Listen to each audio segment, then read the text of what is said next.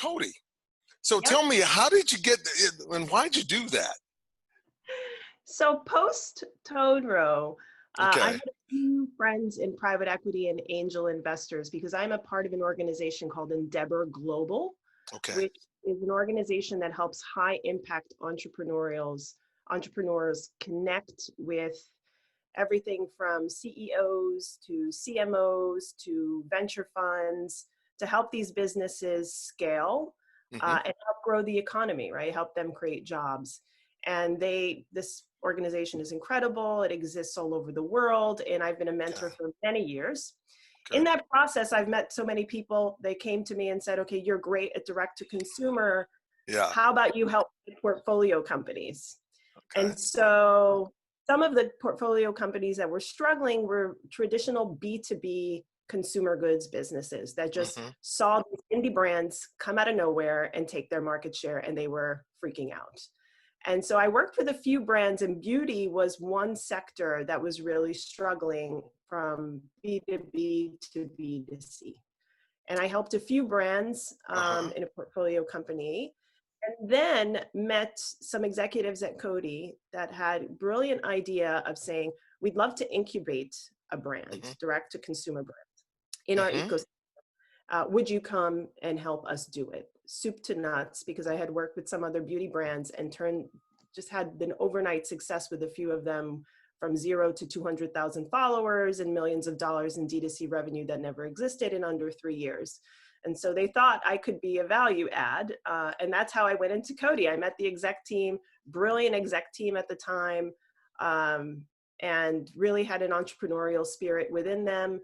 I created a brand, formulas, branding, brand positioning, and sold it into retailers and created a D2C strategy for them.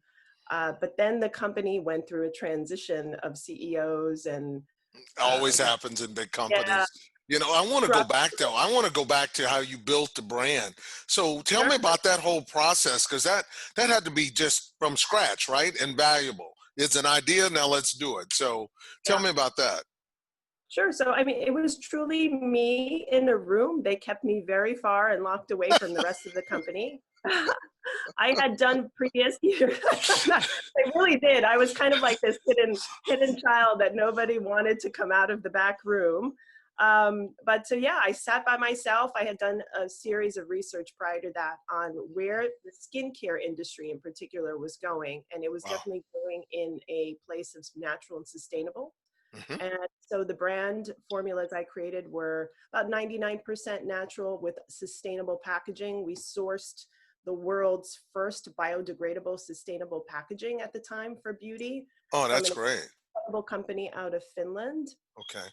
And so we created this entire project. I created the formulas with a formulator, 33 SKUs across beauty, Wow. skincare, body, and hair care. We created the branding with an agency that was incredible. It was an activist brand because, again, I'm a person, a product of purpose, right? Like it Yeah. has to have a voice. It has to have a plan of action. This brand has to mean something, and I'm very, very bullish on future brands knowing that if they don't have a real purpose, an authentic purpose, they will no longer Mhm. exist in 3 years. So this is a new generation, and they really do care about purpose.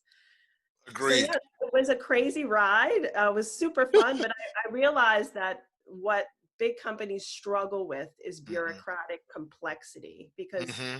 we went from in 6 months, 3 months creating the formula, those formula passing all the stability testing and working in parallel with an agency, creating the branding, sourcing the packaging, and getting Hmm. to the line of production in a regular company like Coty that could take a year, year and a half.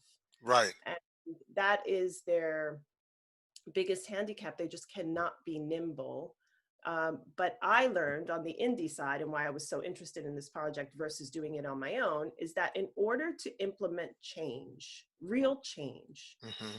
you have to get the big guys to change too. So if you believe that the beauty Wow. industry is not healthy, Yeah. right? Which I knew, and I saw a ton of indie brands come out and then crash and burn because they just didn't have the cash or the bandwidth or the retail presence.